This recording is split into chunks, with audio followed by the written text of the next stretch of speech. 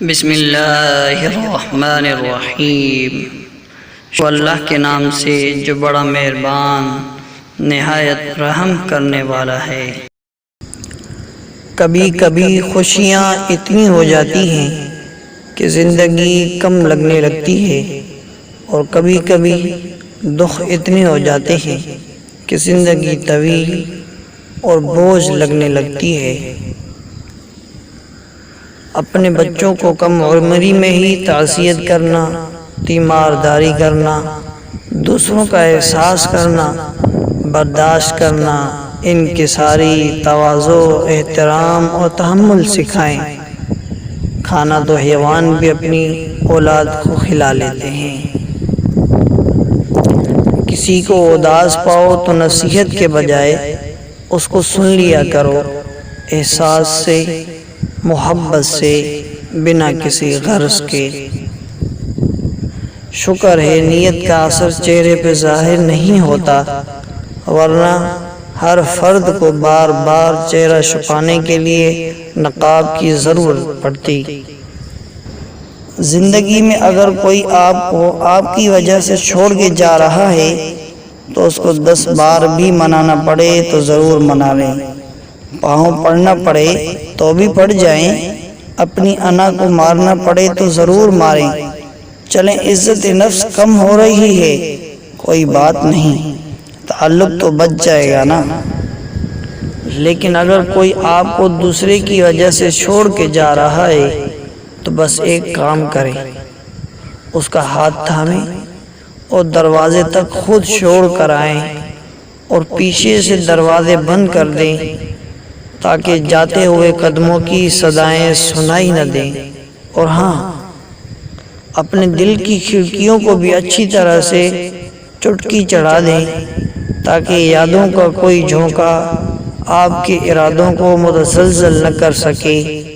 اور ہاں، جاتے جاتے ان کے لیے دعا کرنا مت بھولیں کہ ان کو اگلی زندگی میں وہ غلطیاں دہرانے کا موقع نہ دیں جو غلطیاں انہوں نے آپ کے ساتھ رہتے ہوئے کی۔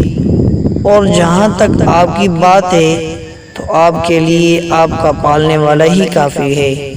آپ کی زندگی، آپ کی خوشیاں کسی انسان کی نہیں بلکہ اللہ کی محتاج ہیں، اور اگر اللہ نے آپ کی زندگی میں خوشیاں لکھی ہیں تو وہ آپ کو ہر حال میں ملیں گی۔ اللہ کی ذات اسباب پیدا کر کے یا اسباب بدل کے آپ کو قلب سلیم عطا کریں گے، اور اللہ کی ذات کے علاوہ کون ہے جو خالی جھولیوں کو، خالی دلوں کو بھر دے۔ رشتے نبھانے کے لیے وعدوں اور قسموں کی ضرورت نہیں ہوتی، صرف 2 خوبصورت دلوں کی ضرورت ہوتی ہے، ایک اعتماد کرنے والا اور دوسرا احساس کرنے والا۔ انسان بے بس ہو جائے تو انسان اپنی اوقات کو مان لے کہ وہ بے بس ہے تو اللہ پاک وہاں سے ہی اس کے بس میں سب اختیارات کر دیتے ہیں۔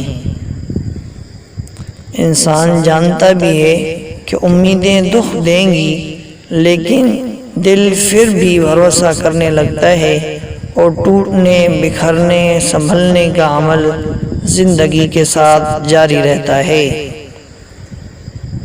ہم زندگی کے اس دور سے گزر رہے ہیں جہاں اپنے تو ملتے ہیں لیکن ان میں اپنا پن نظر نہیں آتا۔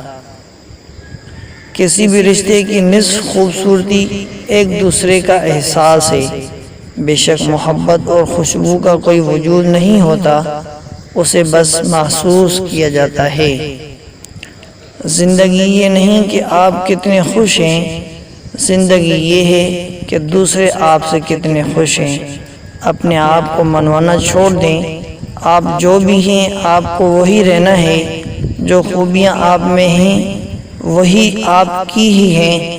اگر کوئی مانتا ہے تو اچھی بات ہے، اور اگر کوئی نہیں مانتا تو منوانا چھوڑ دیں۔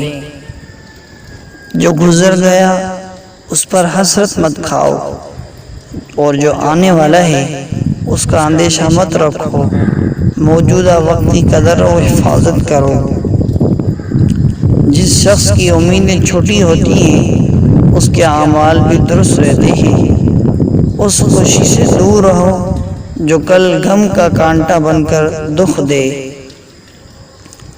آنا کا مضبوط ترین خول ہمیشہ محبت توڑ دیتا ہے۔ انسان کا سب سے بڑا بوجھ غصہ ہے۔ سب سے خراب دشمن وہ ہے جو ہماری روح میں گھات لگائے بیٹھا ہے۔ اس دنیا میں کوئی غروب آخری نہیں، ہر غروب کے لیے ایک نیا طلوع مقدر ہے، بشرط یہ کہ آدمی اپنی شام کو واپس صبح میں تبدیل کرنے کا حوصلہ رکھتا ہو۔ جس عشق کا تعلق صرف حسن سے ہو وہ زیادہ دیر قائم نہیں رہ سکتا۔ اللہ پاک اگر ہمارے نصیب میں پتھریلے راستے بناتا ہے تو ہمیں مضبوط جوتے بھی بخش دیتا ہے۔ آپ ہمیشہ رب کی رضا میں راضی رہنا سیکھیں۔ یقین رکھیے اللہ اپنے بندے کو آزماتا ہے اور آزمائشیں اپنے بہترین بندوں کو عطا فرماتا ہے، کیونکہ وہ جانتا ہے ان آزمائشوں سے نمٹنے کی صلاحیت رکھتے ہیں، اور آزمائش اللہ والوں کو اپنے رب کے قریب سے قریب تر کرتی ہیں۔ نیکی اس کے نصیب میں آئی جس نے اپنی خواہشات کو چھوڑا، اور محروم وہی ہے جس نے دنیا کے مقابلے میں آخرت سے منہ موڑا۔ زندگی وہ شعلہ ہے جو ہمیشہ دیر جلتا ہے۔ ہر بچے کی پیدائش اس کی گھٹتی ہوئی حرارت کو بحال کرتی ہے۔ مصیبت اس حالت کا نام ہے جس میں انسان اپنی تعریف کرنے والوں سے نجات پا کر خود کو پہچانتا ہے۔ کل میں ہوشیار تھا، دنیا بدلنا چاہتا تھا، آج میں سمجھدار ہوں، خود کو بدل رہا ہوں۔